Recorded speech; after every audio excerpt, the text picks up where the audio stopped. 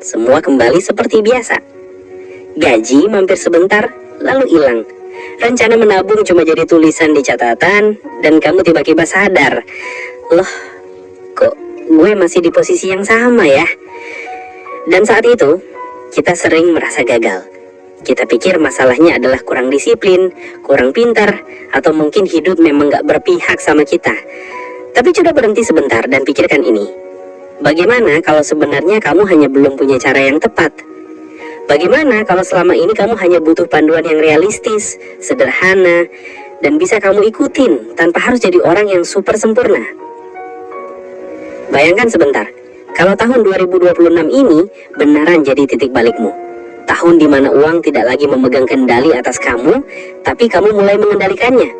Tahun ketika kamu gak cuma kerja keras, tapi akhirnya ngerasain hasilnya. Tahun ketika kamu bisa bilang dengan bangga, akhirnya gue mulai paham cara hidup lebih tenang. Dan video ini dibuat untuk itu. Bukan buat nyuruh kamu jadi kaya mendadak, bukan sekedar motivasi kosong, bukan teori rumit yang bikin pusing. Ini tentang cara sederhana tapi kuat untuk bikin resolusi keuangan yang gak cuma ditulis tapi beneran dijalankan. Jadi santai aja, tarik napas sebentar, karena apa yang akan kita bahas hari ini mungkin jadi awal kecil dari perubahan besar di hidupmu. Selamat datang di perjalanan finansialmu. Ini adalah resolusi keuangan 2026 dan kita mulai sekarang. Kalau kita jujur, hampir semua orang pernah bikin resolusi keuangan. Entah itu mau nabung lebih banyak, berhenti boros, mulai investasi, atau ngurangi hutang. Tapi sebagian besar dari kita juga tahu, resolusi itu sering berakhir di tempat yang sama. Catatan penuh harapan yang perlahan dilupakan. Biasanya bukan karena kita malas, tapi karena hidup berjalan lebih cepat dari rencana kita.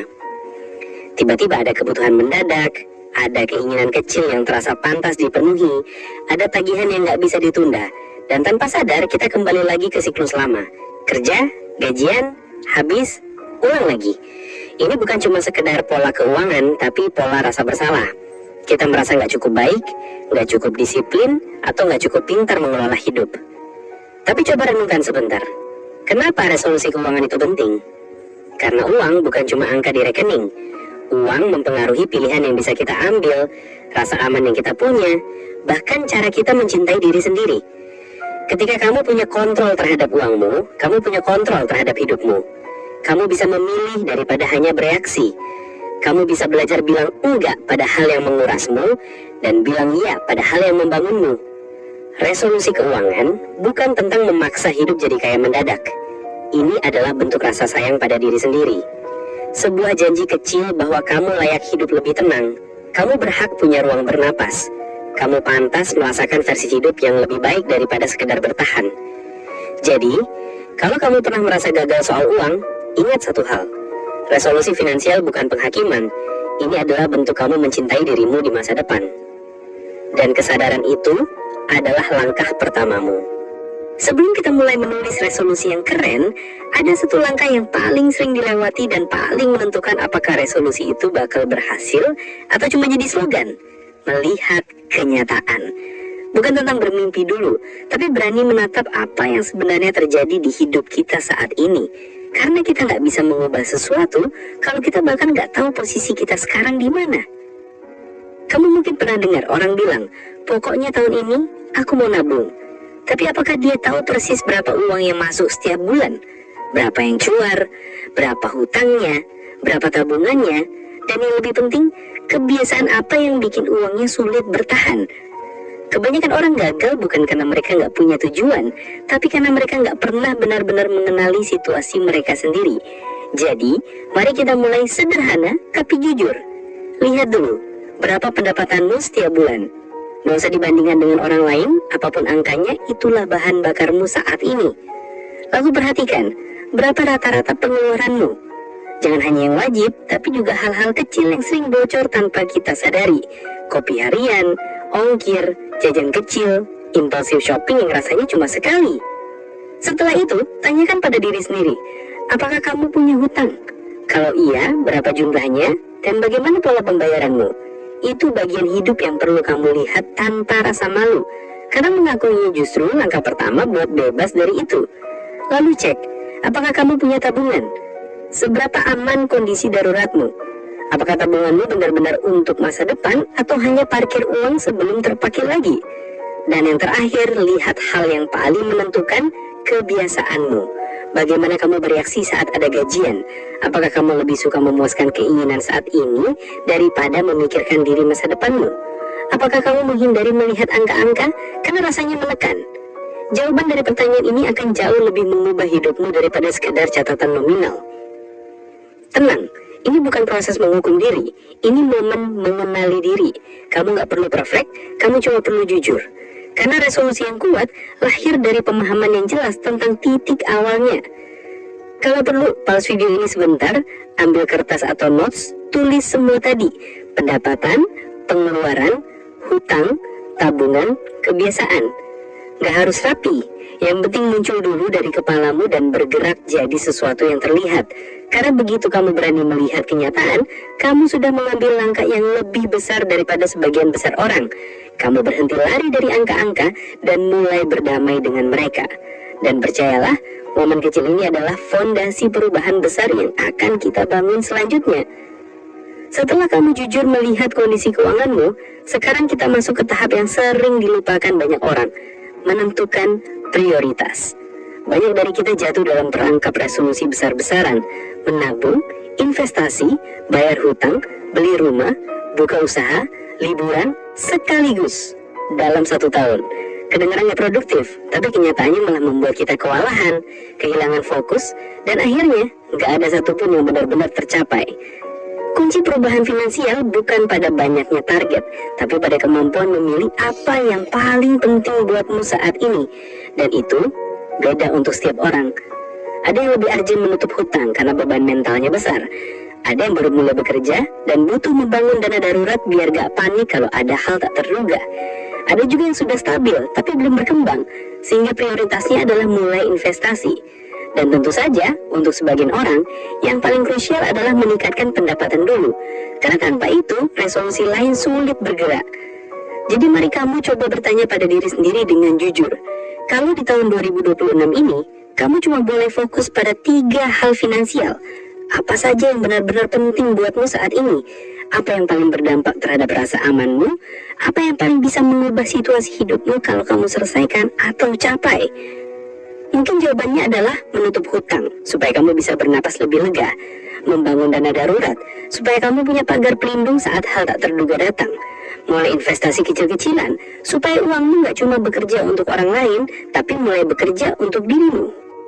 Atau meningkatkan pendapatan, karena memperbesar gelasmu sebelum mengisinya seringkali lebih realistis daripada terus memeras ruang yang sudah sempit.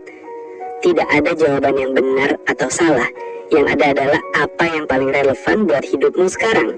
Dan dengan menentukan prioritas, kamu memberi otakmu arah yang jelas, energi yang fokus, dan peluang yang jauh lebih besar untuk benar-benar mencapai sesuatu.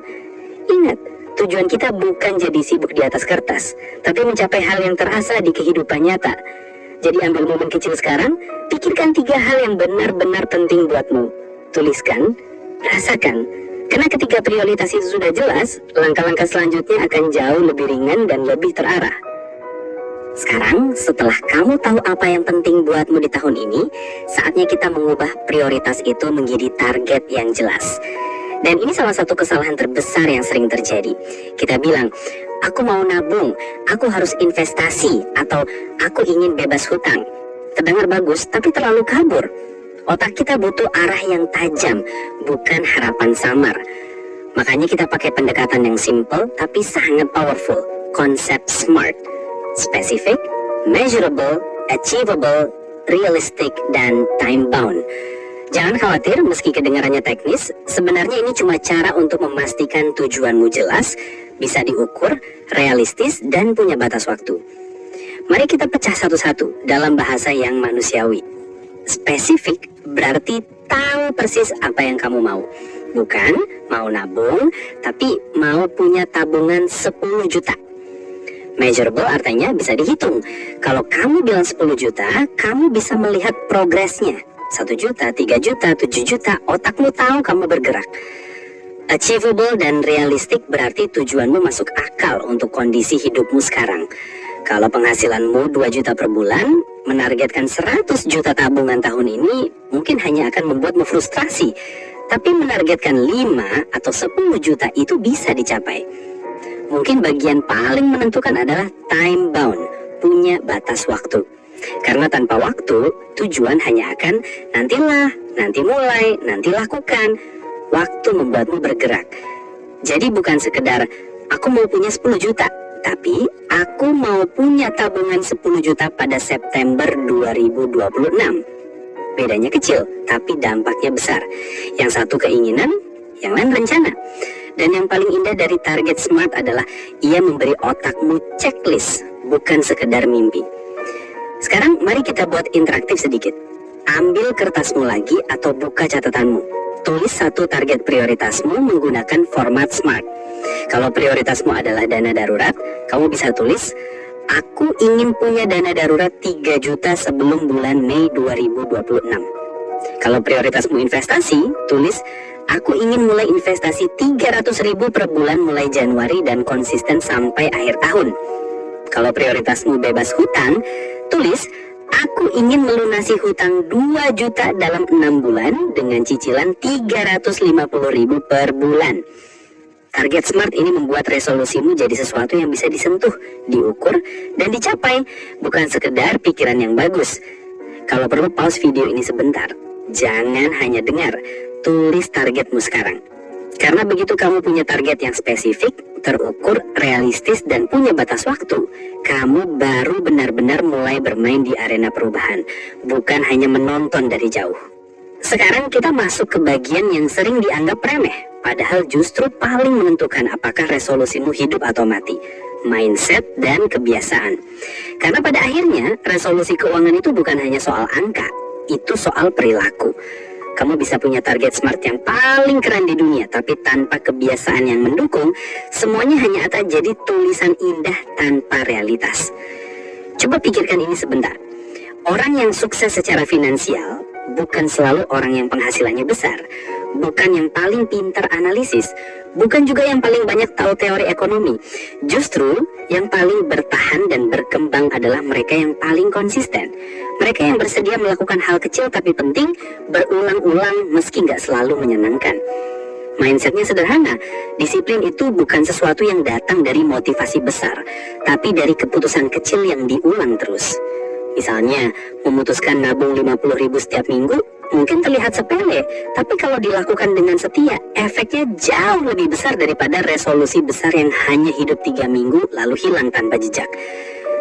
Lalu ada unsur kesabaran. Perubahan finansial jarang terasa instan. Banyak orang menyerah karena mereka berharap perubahan besar dalam 2 bulan atau 3 bulan. Padahal proses membangun stabilitas finansial itu seperti merawat tanaman. Perlahan, kadang nggak terasa bergerak, tapi suatu hari kamu melihatnya tumbuh dan kamu bangga karena kamu bertahan. Dan yang nggak kalah penting adalah rasa tanggung jawab. Ini bukan tentang menyalahkan diri sendiri atas kesalahan masa lalu, tapi berani bilang, hidupku ada di tanganku. Kebiasaan sekecil mencatat pengeluaran harian atau mengecek saldo tabungan sebelum belanja itu adalah bentuk tanggung jawab sederhana yang membuatmu pelan-pelan menjadi lebih kuat. Mari ambil contoh kecil. Bayangkan seseorang yang penghasilannya biasa aja, tapi setiap bulan ia sisihkan uang, walaupun kecil. Ia tidak membeli sesuatu hanya karena orang lain membelinya. Ia belajar menunda kesenangan kecil demi hasil yang lebih besar. Tahun pertama mungkin gak terasa spektakuler, tapi di tahun kedua, ketiga, keempat, ia sudah punya dana darurat, bisa mulai investasi dan hidupnya terasa lebih ringan. Itu bukan karena ia kaya, tapi karena ia konsisten. Jadi, kalau selama ini kamu merasa fagal soal uang, mungkin bukan karena kamu bodoh atau pemalas, tapi karena kamu belum menemukan ritme kebiasaanmu. Dan itu gak apa-apa. Hari ini adalah kesempatan untuk mulai membangun kebiasaan kecil yang mendukung mimpi besar. Karena pada akhirnya, yang menang bukan yang mulai cepat, tapi yang tetap berjalan ketika rasa malas muncul, ketika godaan datang, dan ketika perjalanan terasa lambat. Itulah pondasi resolusi yang benar-benar bertahan. Sekarang kita masuk ke bagian yang paling seru, bagian eksekusi. Karena resolusi yang bagus tanpa strategi itu sama seperti GPS tanpa kendaraan. Kamu tahu tujuannya, tapi nggak pernah sampai. Dan kabar baiknya adalah, mengelola keuangan bukan soal metode rumit. Justru yang paling ampuh adalah hal-hal sederhana dilakukan dengan konsisten. Mari mulai dari salah satu pendekatan yang populer tapi sering disalahpahami, yaitu metode 50-30-20. Ini cara membagi penghasilanmu, 50% untuk kebutuhan, 30% untuk keinginan, dan 20% untuk tabungan atau investasi. Tapi ingat, angka ini bukan hukum mati. Kalau kondisimu belum memungkinkan, sesuaikan dulu. Intinya bukan persisnya angka, tapi kebiasaan membagi uangmu dengan sadar. Ini membuatmu berhenti hidup dalam mode ya udah jalan aja dan mulai mengambil kendali. Kalau angka bulanan terasa berat, turunkan ke level mingguan. Budgeting mingguan jauh lebih mudah dijalankan karena siklusnya pendek. Kamu bisa menentukan misalnya, minggu ini aku hanya boleh keluar 200.000 untuk jajan atau nongkrong. Dan saat limit itu habis, kamu belajar menahan diri. Not sebagai hukuman, tapi latihan kendali. Siklus mingguan juga memberi kesempatan buat kamu riset lebih cepat kalau sempat bocor atau gagal. Salah satu strategi paling efektif tapi jarang dipakai adalah auto transfer tabungan. Banyak orang gagal nabung bukan karena mereka nggak bisa, tapi karena mereka menunggu sisa uang di akhir bulan. Yang kita tahu, hampir nggak pernah ada. Auto transfer langsung di awal gajian itu seperti bilang ke diri sendiri, aku bayar diriku dulu sebelum membayar dunia. Bahkan 50.000 pun jika otomatis dipindahkan setiap minggu, akan berubah menjadi sesuatu yang terasa. Lalu mari bicara tentang musuh paling halus dalam keuangan, impulsive buying. Kadang kita belanja bukan karena butuh, tapi karena bosan, stres, atau sekedar ikut arus. Coba terapkan aturan kecil. Kalau kamu ingin beli sesuatu, tunda 48 jam. Kalau setelah 2 hari kamu masih benar-benar ingin dan itu masuk dalam budget, baru beli. Kamu akan terkejut seberapa sering keinginan itu hilang sendiri. Dan untuk bikin ini lebih fun, coba lakukan No Spend Weekend Challenge. Pilih satu akhir pekan dalam sebulan di mana kamu nggak ngeluarin uang sama sekali di luar kebutuhan pokok. Gunakan waktu itu buat menghidupkan hobi, bersih-bersih kamar, tidur lebih lama, atau sekedar hat. Ini bukan hanya hemat uang, tapi juga melatih otak bahwa kebahagiaan itu nggak selalu harus dibeli. Dan terakhir, visual tracking progress. Jangan remehkan pengetahuan melihat progresmu secara nyata. Tempel grafik tabungan di dinding, buat habit tracker di HP, atau tulis angka perkembanganmu di jurnal. Ketika kamu melihat hasilnya, meskipun kecil, motivasi itu meningkat. Dan saat kamu melihat stagnasi, itu jadi refleksi untuk memperbaiki strategi. Semua strategi ini mungkin terdengar sederhana, dan memang seharusnya begitu. Karena perubahan finansial yang bertahan bukan dibangun dari aplikasi rumit atau teori akademis, tapi dari kebiasaan kecil yang kita jalani tanpa drama. Jadi pilih 2 atau 3 strategi ini yang paling cocok untukmu dan mulai jalankan minggu ini. Karena resolusi bukan soal menunggu Januari atau waktu ideal. Resolusi adalah tentang memulai langkah kecil yang bisa kamu ulang sampai jadi bagian hidupmu. Sekarang mari bicara tentang sesuatu yang hampir pasti terjadi dalam perjalanan keuangan siapapun, yaitu ketidakkonsistenan. Ada hari ketika kamu sangat disiplin, merasa kuat, merasa terkendali. Lalu ada minggu ketika semuanya berantakan. Kamu jajan lebih dari rencana, beli sesuatu tanpa mikir, atau sama sekali lupa mencatat pengeluaran. Saat ini terjadi, banyak orang langsung menyerah dan menyimpulkan, gue memang gak bisa. Padahal kenyataannya, jatuh itu normal. Tidak ada orang yang langsung konsisten karena niat kuat saja. Kita semua belajar, tergelincir, bangkit, dan mengulangi lagi. Yang membedakan mereka yang berhasil dan mereka yang stuck adalah satu hal. Mereka tetap melanjutkan meski pernah jatuh. Jadi jangan anggap kegagalan kecil sebagai tanda berhenti. Anggap itu bagian dari perjalananmu. Ada beberapa cara sederhana untuk kembali ke track tanpa drama. Yang pertama adalah review 10 menit tiap minggu. Sisihkan waktu singkat bahkan sambil ngopi untuk bertanya, apa yang berjalan baik minggu ini? Apa yang bocor? Apa satu hal kecil yang bisa aku perbaiki minggu depan? Refleksi singkat ini lebih efektif daripada perasaan bersalah yang hanya menguras tenaga. Tips kedua, punya accountability partner. Ini bisa teman, pasangan, atau bahkan grup kecil. Orang yang kamu cek setiap minggu tentang targetmu. Kadang kita lebih rajin ketika ada yang mengingatkan atau sekedar mendengarkan progres kita. Bukan untuk menghakimi, tapi untuk menjadi saksi perjalananmu. Dan yang terakhir, rayakan progres kecil. Jangan menunggu sampai semua target tercapai baru merasa bangga. Kalau kamu berhasil menahan diri dari belanja impulsif minggu ini, catat dan apresiasi. Kalau berhasil menabung meski kecil, akui. Tubuh dan pikiran kita bekerja lebih baik ketika mereka mendapat rasa gue berhasil. Itu memberi tenaga untuk melanjutkan. Konsistensi bukan soal tidak pernah jatuh, tapi kemampuan untuk kembali setiap kali kamu tergelincir. Ingat, orang-orang yang sukses finansial bukan mereka yang perfect, tapi mereka yang selalu kembali dan terus belajar. Jadi saat kamu merasa gagal, tarik nafas, lihat ulang, dan mulai lagi. Karena kegigihan itulah yang pada akhirnya membangun perubahan nyata. Sekarang, sebelum kita lanjut lebih jauh, coba luangkan waktu sejenak. Tarik nafas pelan, tutup mata kalau nyaman. Bayangkan dirimu beberapa bulan atau mungkin di akhir tahun 2026 nanti, ketika resolusi keuanganmu bukan cuma tulisan, tapi sesuatu yang benar-benar terjadi. Ketika kamu melihat saldo tabunganmu dan tersenyum, bukan panik. Ketika tagihan datang, kamu membayarnya tanpa deg-degan.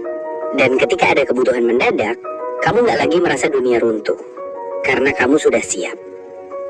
Bayangkan bagaimana rasanya punya ruang bernafas secara finansial. Ada perasaan aman, tenang, dan untuk pertama kalinya dalam waktu lama, kamu merasa punya kendali atas hidupmu. Kamu bukan lagi sekedar bertahan dari gajian ke gajian, tapi pelan-pelan membangun hidup yang kamu inginkan. Dan coba lihat gambaran dirimu di sana. Ada versi kamu yang lebih matang, lebih bijak, dan lebih hidup. Versi yang bisa bilang, aku mungkin dulu berantakan, tapi aku belajar. Versi yang gak sempurna, tapi bisa berdiri dan mengatakan, aku bangga sama diriku sendiri. Kadang kita terlalu sibuk mengejar angka sampai lupa bahwa resolusi ini sebenarnya tentang perasaan, tentang kebebasan, kelegaan, dan martabat. Tentang memberi hadiah pada diri masa depanmu, bahwa ia pantas merasakan rasa aman yang selama ini kamu cari. Jadi, ambil momen kecil ini. Rasakan versi dirimu yang lebih kuat itu. Biarkan gambaran itu menempel dalam pikiranmu, karena ketika emosi tersambung dengan tujuanmu, resolusi itu punya nafas. Dan dari situlah tekad lahir. Ini bukan cuma perjalanan finansial, ini perjalanan pulang ke versi dirimu yang lebih tenang, lebih dewasa, dan lebih percaya diri. Sekarang, setelah kamu melalui perjalanan reflektif ini, aku ingin mengajak kamu melakukan satu langkah kecil tapi penting. Tuliskan di kolom komentar resolusi keuanganmu untuk tahun 2026. Gak harus panjang, gak harus rumit. Cukup satu hal yang ingin kamu capai atau perbaiki. Bisa punya dana darurat, bebas hutang, tabungan 10 juta, atau apapun yang terasa benar buatmu. Karena ketika kamu menyatakannya secara terbuka, kamu sedang memberi diri sendiri komitmen yang lebih kuat. Dan siapa tahu, resolusimu menginspirasi orang lain untuk mulai juga. Mari kita jadikan ruang komentar bukan sekedar tempat lewat, tapi tempat berbagi niat baik, dukungan, dan energi perubahan. Bayangkan kalau ratusan atau ribuan orang menulis tujuan mereka. Kita sedang membangun sesuatu yang lebih besar. Komunitas yang saling belajar dan mendorong satu sama lain. Kamu gak sendiri dalam perjalanan ini. Dan semakin banyak dari kita bergerak bersama, semakin besar peluang kita untuk bertahan dan berhasil. Sebelum video ini berakhir, aku ingin meninggalkan satu kalimat yang mungkin bisa kamu bawa sepanjang hari. 2026 bukan sekedar tahun baru. Ini tahun finansialmu. Tahun ketika kamu gak hanya berharap berbeda, tapi benar-benar mulai melangkah.